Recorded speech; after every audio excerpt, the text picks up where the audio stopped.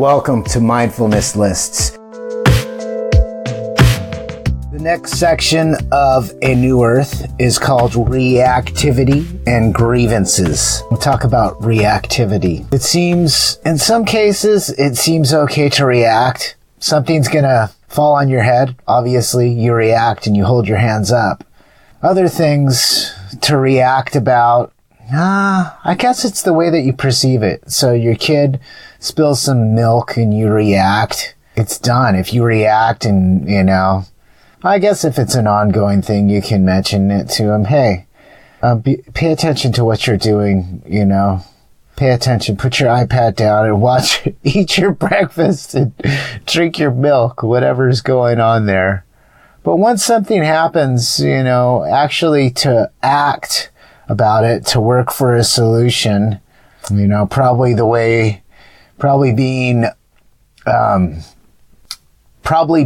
proactive would be a good solution. You could just see it. If you're ever around little kids, you could just see what's going to happen. They're running around the coffee table. If there's any liquid around it, it's going to get spilled.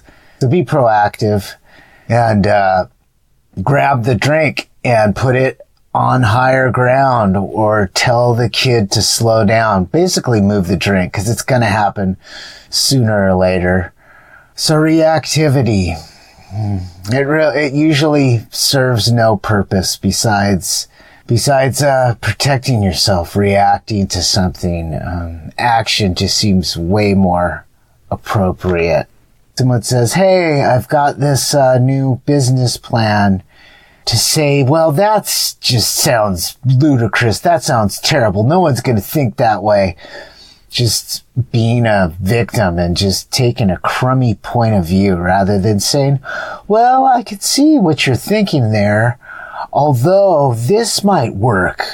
I think that people might look at this situation in this light rather than, what you have stated here. It's a good idea. Although, do you think this might work better, rather than raining on somebody's parade and complaining about what they probably worked hard on, offering solutions rather than offering problems. Well, that'll never work. That seems more of a reaction. It seems like to me, I guess my connotation of reaction is negative. People react and they're like, oh my God, what's going on here? So the other part of this section is grievances. This is what Eckhart Tolle has to say about a grievance. A grievance is a strong negative emotion connected to an event in the sometimes distant past that is being kept alive by compulsive thinking, by retelling the story in the head or out loud of what someone did to me or of what someone did to us. A grievance will also contaminate other areas of your life. Isn't that the truth? Just holding on to that stuff of the past, it just takes up energy. It's amazing how people can hold on to things for so long in their lives. I know in my own experience that for a long time, I pictured myself as a victim. My dad was a little bit verbally and physically abusive, but relatively speaking, next to other people's situation, there's some people that had some serious situation, took some real beat downs from their parents and real verbal abuse. My dad was pretty verbal, and I think that type of thing hurts. But holding on to those things, usually you usually have a choice. When you're a kid, you really don't have a choice. But as you grow into an adult, once you're 18, you have a choice. If you're not in a good situation, get away from it.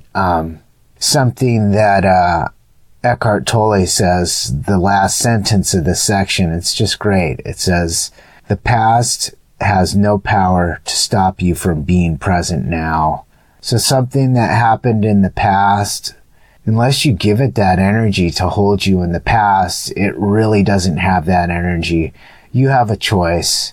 You can accept or reject what happened in the past. The way that I look at things now that I'm a bit older is I really look at problems, or what I like to call the human condition.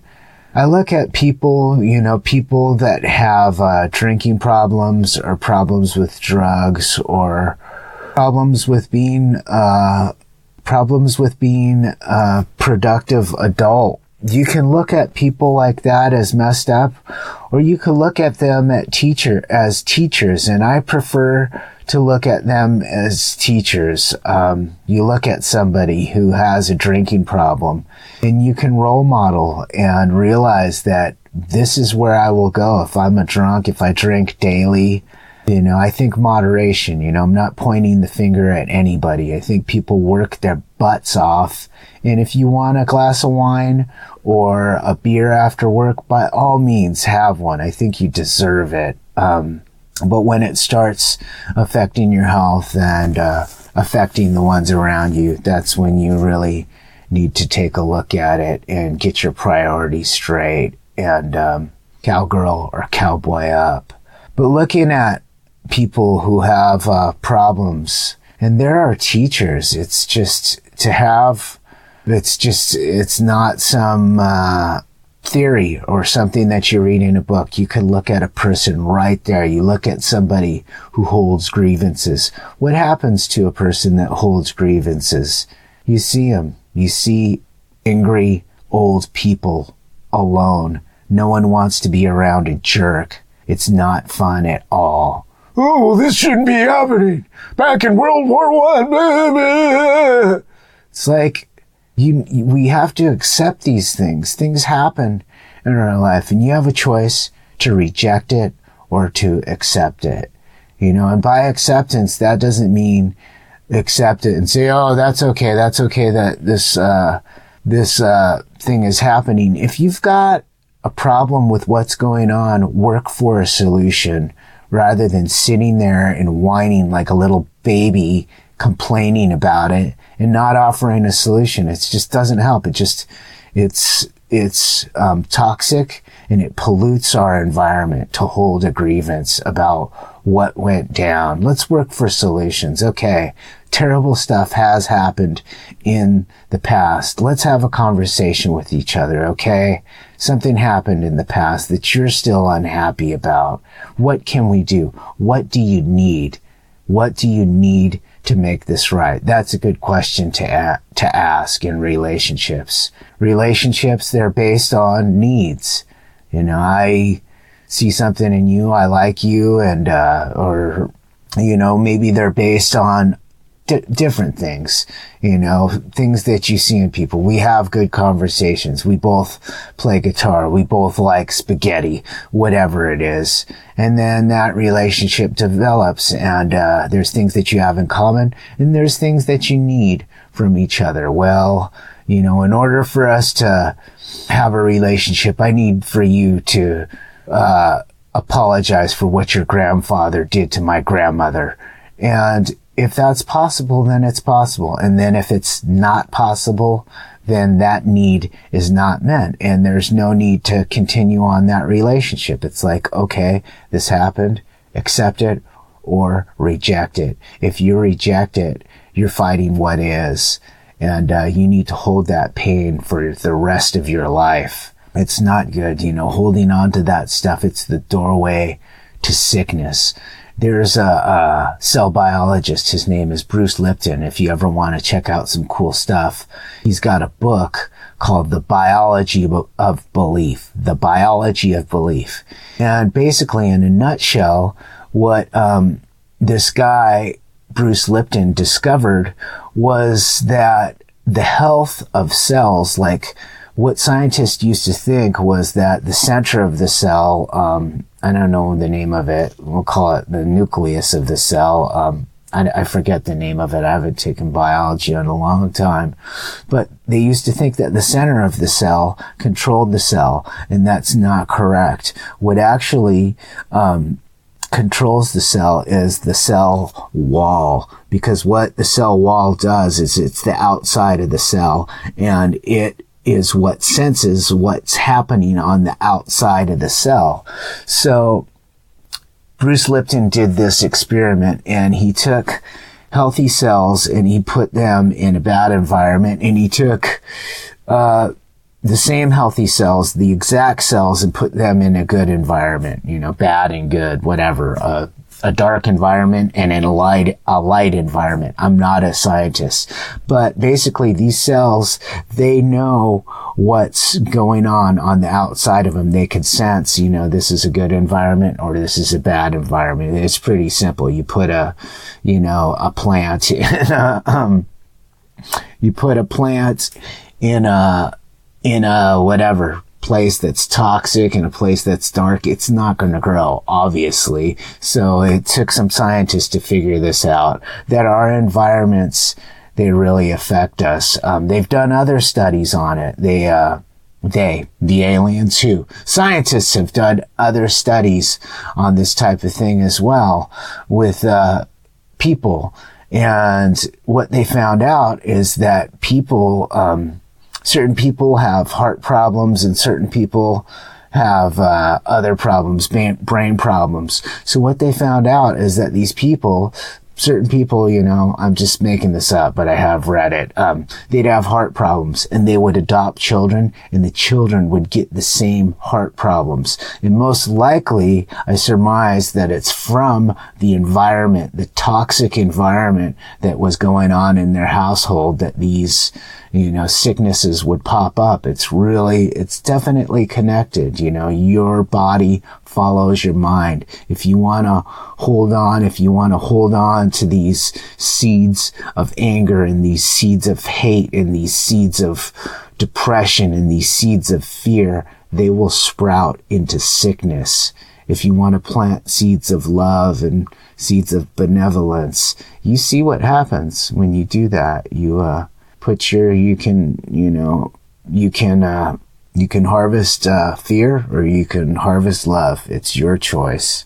So, grievances and reactivity, useless stuff. But we need to be aware of this. So when we see ourselves falling into these human conditions or the people around us, we could say, hey, that doesn't serve any purpose.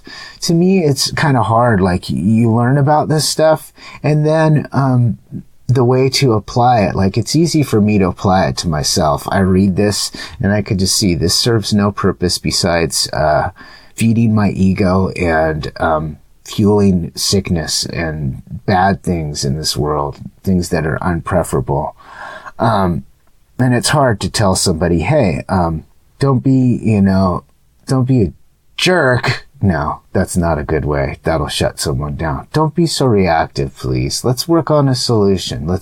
We know that milk was spilt and there's no need to complain.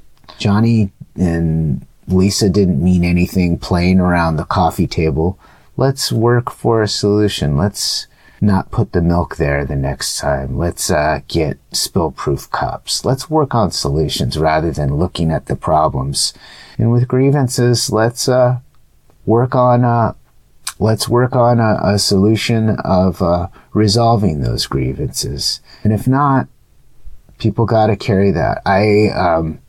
There's a thing in Buddhism. I'm not a Buddhist, but there's a thing in Buddhism, and it's called the vow of the Bodhisattva. And what it means basically is it's a vow to stop suffering for all beings.